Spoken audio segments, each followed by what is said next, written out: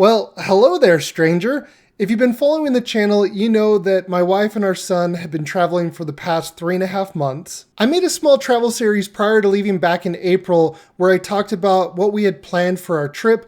In this video, I wanted to give you an update on how it went and just chat with you, all about it. Towards the end of the video, I'm going to share with you some of the major takeaways from the trip and share with you some of my plans for YouTube, what I'm going to be doing going forward here on YouTube. So the way that I look at this trip over the last 3.5 months is it's been like this really big road trip. And, I've gone on a lot of road trips over the years, but driving through some of these old, narrow European streets was something else. It had me on edge a few times, but all in all, my wife and I navigated through it pretty well. But I would be lying if I were to say that it was, all rainbows and unicorns. Obviously it wasn't. There was some ups and downs, but sometimes it was a little challenging, and sometimes it even looked a little like this. Where am I? What was that? Oh my God, I'm so sorry. I just had a nightmare. Oh my gosh.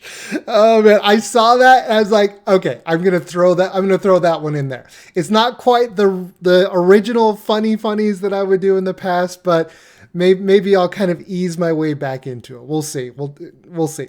But anyways, I wanted to give you a really brief overview of what the trip was, what we did, and I want to kind of speed run through it. And then, like I said, I'm going to talk about the major takeaways of the trip. And then towards the end of the video, I'm going to talk about, what I'm going to do with the YouTube channel going forward. So we started off in Austin, Texas, where we live half of the, part of the year. If you're new to the channel, we have a house in Texas and we live up here in Utah where I grew up. We rent a place up here in northern Utah.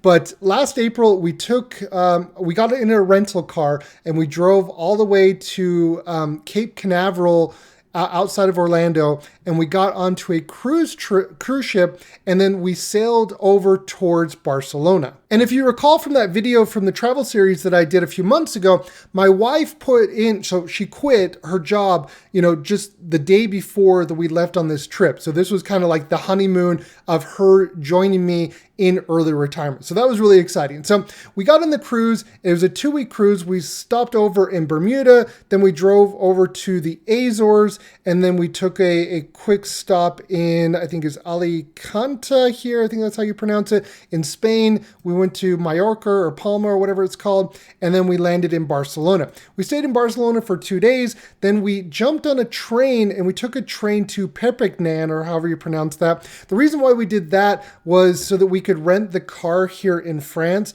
instead of driving the car from Barcelona. It would have been like $12,000 if we would have rented the car just from Barcelona and returned it in Germany. It would have been a nightmare in terms of cost. So then we took the train over there. We then drove up. We saw the castle here of Carcassonne or whatever. I can't pronounce the names. I'm horrible at pronouncing names, but hopefully you'll forgive me with that. Then we drove over to Montpellier. The whole name thing, my wife and I, we debated half the trip on how to say, pronounce some of these cities. But we stayed in Montpellier. We stayed in, they had a few Holiday Inns there that we had points that we got to book, a few nights there. And then we drove from Montpellier down to Toulon. And this stretch right here is some of the most beautiful little hill areas that I've ever seen. And, I was thinking to my wife, if we could ever just randomly retire somewhere or have like a little cottage somewhere, this was a really, really pretty area. And then we drove up through Nice in this area, and we stopped in Monaco, if I can find it here. Where is Monaco? Right here. And this part right here, when I show that meme of the person driving and freaking out, this was the scariest part of driving because there was so many cars, trains, melee, like there was melee on the street, like people everywhere, just like there's just too many people. And it was really crowded, and the drive here was very, very stressful. I could have went on the Autobahn or the freeway, the highway, but we chose the scenic route, but it was a very, very stressful drive. Then we stayed up in Genova, however you call it, and then we drove up towards Parma. We actually stayed in this area right here. They had a Holiday Inn that we got to use points. It was really cheap and affordable, so we stayed there. And then we drove up north through Innsbruck up to Landshut. And so we drove through Munich. I used to live in Munich, but we had friends out in Landshut. We stayed there. And then we drove over to Passau, stayed a few nights in Passau. Passau is a beautiful city, three-river city. And then we drove down to Salzburg, visited the castle and the inner city of Salzburg, saw the birthplace of Mozart, then drove down from Salzburg down in through Austria, and then we stayed in a small little area called Offach. And this was a really, really pretty area. We got to go up in the gondola, and it was just kind of like an off the beaten path little area, bed and breakfast. Really, really like that. I would definitely go back to this area in the future. And then we drove from, through Innsbruck again, down towards Füssen, and we went and visited the Neuschwanstein Castle. This is a tourist must. Like, this is where you got to, you see all the tourist buses from all over the world, everybody coming to see the Disney themed castle. So this castle, inspired Walt Disney and all that good stuff. But then we drove from Füssen to Ravensburg, and Ravensburg, this area, we stayed for about 4 nights and visited an old friend of mine. And then after that, what we did is we drove further west, and we stayed in Freiburg. Freiburg's right here on the border of Switzerland and France. We stayed here for 12 nights. We got a really nice Airbnb up in the mountains, and, they had animals there. They had donkeys, rabbits, a whole bunch of stuff, cows that we got to go and kind of live like a local. It was a lot of fun.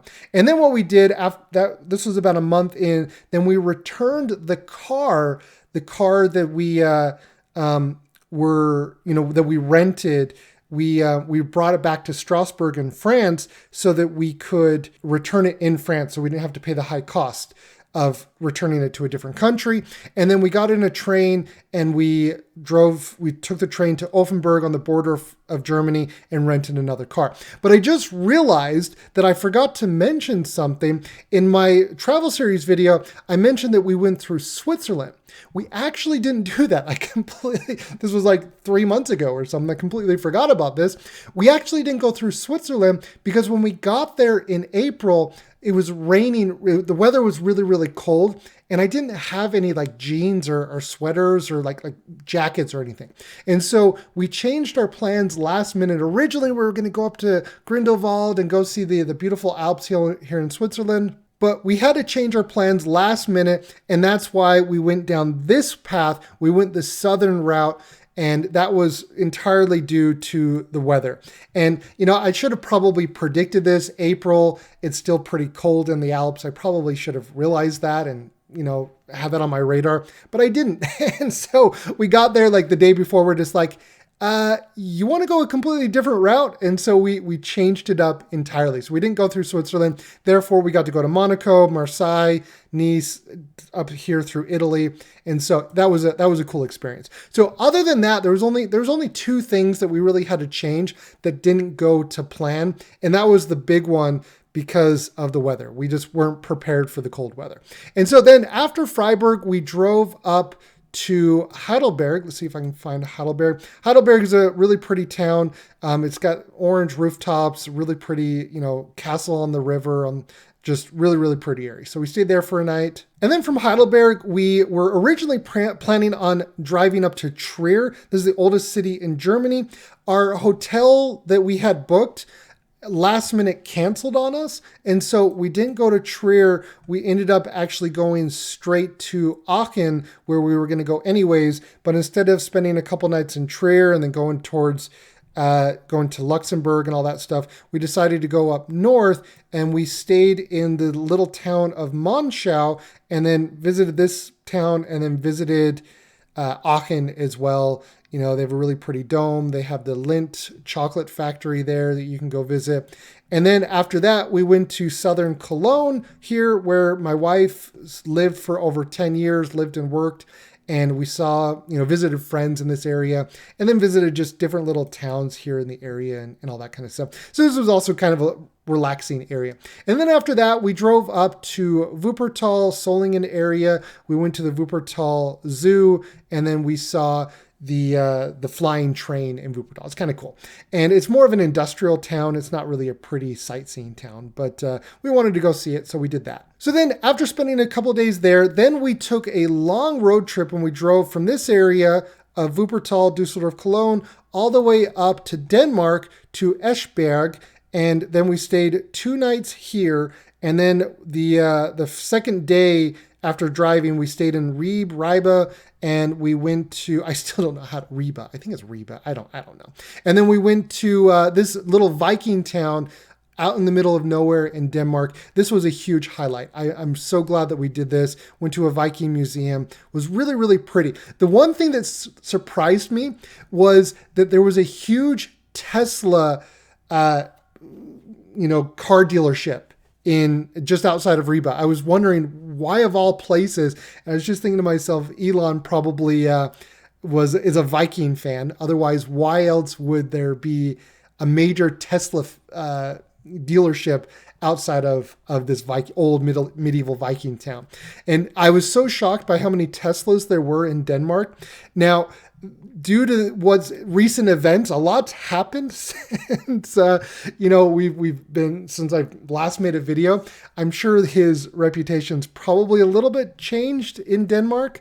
And in the US and across the globe, but I'm not going to touch on that topic. But I just thought it was so interesting that this little Viking town, there was this massive Tesla dealership. Anyways, we drove from this small little Viking town up to the tip here of Denmark to Skagen, and we saw the coast from the very, very tip. We walked all the way up to here. Let's see if we can see this. Yeah, walked all the way to the top there. That was kind of cool. And then we drove down and stayed in Aalborg. And in Aalborg, we visited the cemetery of a Viking village here from back in the day. So we saw that. And then from there, we went all the way from the top of Denmark down to Kiel. And this is where the area where my wife grew up and was born. And we spent about 10 days here visiting family and seeing where she grew up and all of that stuff. And then we flew back from Hamburg to London, and from London back to Austin. And as I mentioned, then a few days later, then we took the road trip up from Austin through Colorado and back up to northern Utah, where I'm at today. So this was the longest trip that I've ever been on. I've always dreamt of doing this while I was working my 9-to-5 job. I was never really off for more than a couple of weeks. I think the longest I ever had off was like 2 weeks. And so this was a really great experience while working. I just always wanted to go on this extended trip, and I'm so grateful that we were able to do it. There was obviously some ups and downs that comes with going on an extended trip like this, especially with a toddler. Our son is just barely turned 4 years old before we went on the trip in April. And, there was some highlights and some lowlights, obviously, that come with that. No. What is that? That is an electric fence. He touched an electric fence. Oftentimes my wife and I would say, if it was just the two of us, it would have been a lot less stressful. But, with a toddler, you have to account for so many different things that you wouldn't have to if it's just you and your partner or significant other. So, but needless to say, there was a lot of ups, a lot of downs, but the major takeaways I would say, like with retiring early, going on an extended trip takes a little bit of a leap of faith, because you won't have all of the answers and everything won't always go to plan. Now, I will say with this trip, a lot of things actually did go to plan. There were very few times that we had to adjust or change things. That was weather related. But there were a few things that kind of, threw a few curveballs at us, and, you won't think of everything beforehand. So you got to stay flexible. This was one of the biggest, takeaways for me is, you have to remain flexible. And an example of this was underestimating the importance of having a place with a washer and dryer. As simple as knowing where you're going to wash your clothes if you're going to be gone for more than 2 weeks. That's something that I never had to consider. And so planning out our trip with, where we would have a washer and dryer all of a sudden became a thing. Or for example, where you're going to eat. And in Europe, it's even more complicated because on Sunday, all the stores are closed. And so having to account for that. Also, not all the hotels in Europe have a refrigerator, so you can't go to the store before and have a refrigerator there. It kind of, like, I hate to say it, but a lot of times it was like kind of roughing it in the hotels in Europe. In America, we're so spoiled where every little inky dinky hotel has a little refrigerator. In Europe, that really wasn't the case, at least with us. Now, obviously, we did have some, but more often than not, we couldn't rely on the hotels simply having a refrigerator. So that was definitely a big learning and a takeaway, that maybe we booked more Airbnbs and less hotels, but then we couldn't use points. There's pros and cons with that. And speaking of being flexible, the weather can be so unpredictable at times. You just have to kind of roll with the punches. So thankfully, the majority of the hotels that we booked, we were able to cancel for free up until the day or two before. There was a few hotels that we had to kind of eat that and just pay the price, because we took the risk of not getting a hotel that we could cancel for free.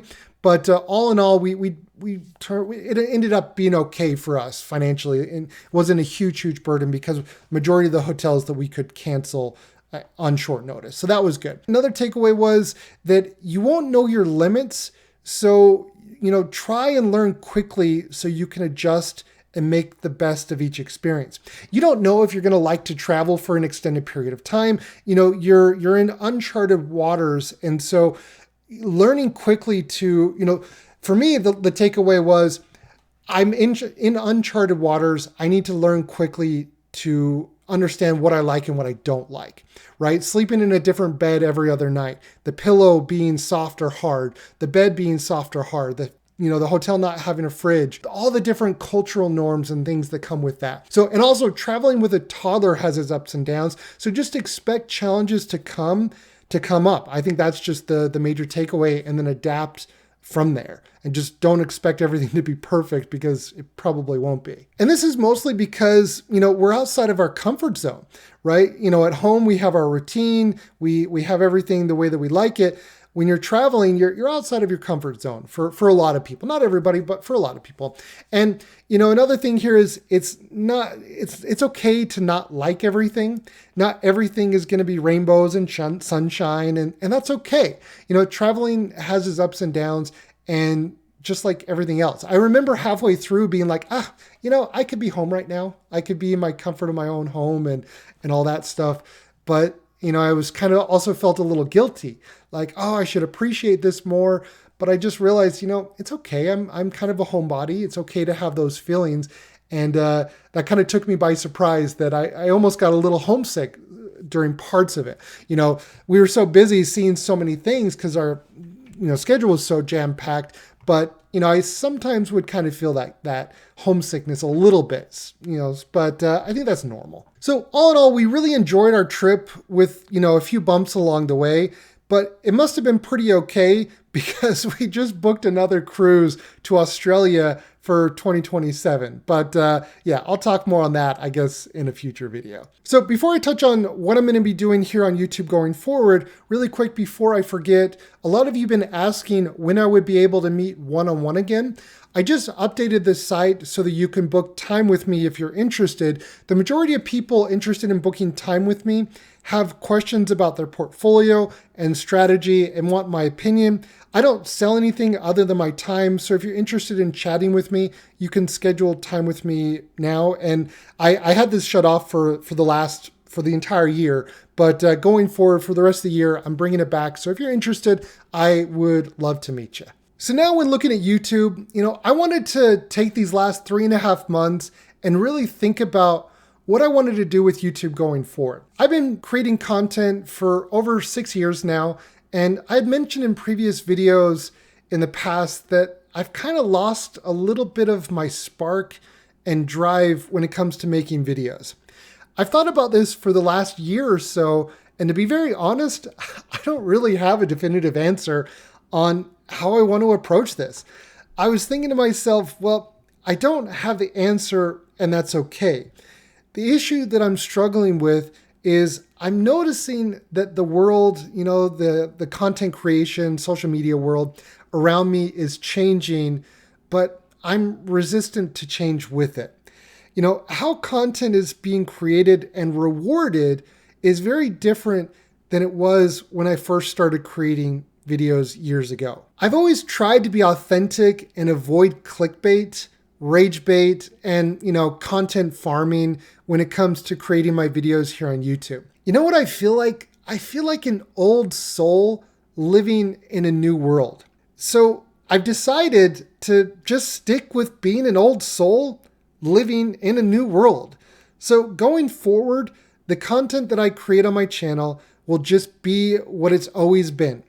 You and I having a conversation and nerding out on dividend investing without all the fluff and bells and whistles that come with it. So this means focusing on topics around dividend investing as a whole, reviewing different dividend ETFs, dividend strategies, reviewing articles that I find interesting, and of course, the Review My Pie series. I'm not going to focus on, what YouTube is, what's trending right now, what YouTube is promoting, what's hip, and all that. I'm just going to focus on being me. It won't be flashy, but it will be real, and I hope you will enjoy it. Thanks for watching. Please subscribe. Please subscribe. You know what? I think we're gonna be friends. Can everyone say hi to my friend? That's crazy. I just wanted to say thanks. I'm glad you came along, partner.